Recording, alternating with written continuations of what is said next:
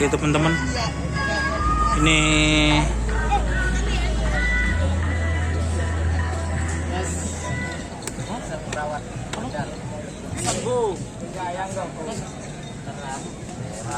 nak beda sapi ngetren kan sambil tole kan. Ini ada tim Bintang Ale pembahasan ini guys. Ini kan sudah ada di lapangan kisi-kisi. Sekon berapa di lapangan Kulpung guys? Sekon berapa di lapangan Kulpung? 82. Wah, jangan cek. 82. Ini ini apa ya? Luput dari media guys. Jadi kalau trenan itu tak temu orang. Sabar aja mana?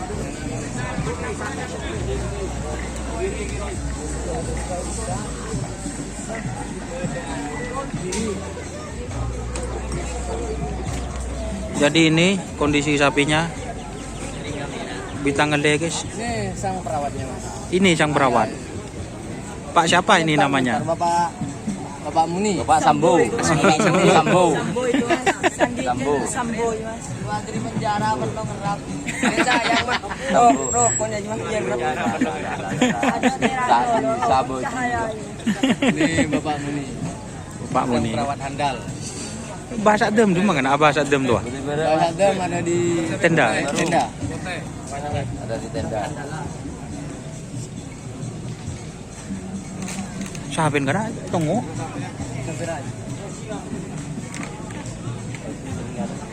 Baru.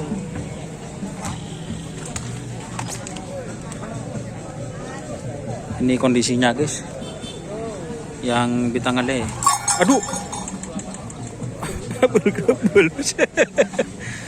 Jadi hah? Mager kan jualnya. Jadi kenapa itu ini guys? Kalau kerapan sapi itu penuh dengan ritual. Contohnya emasnya ini ya guys. Tukang jaga keleles. Toko ilengkai. Ini ritual guys dari dulu itu.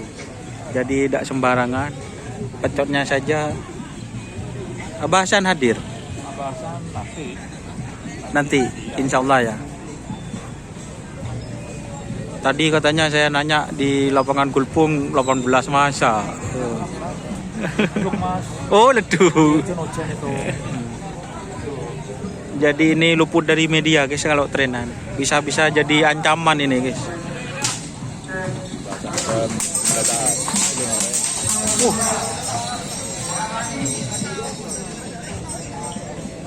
Abah Sadem.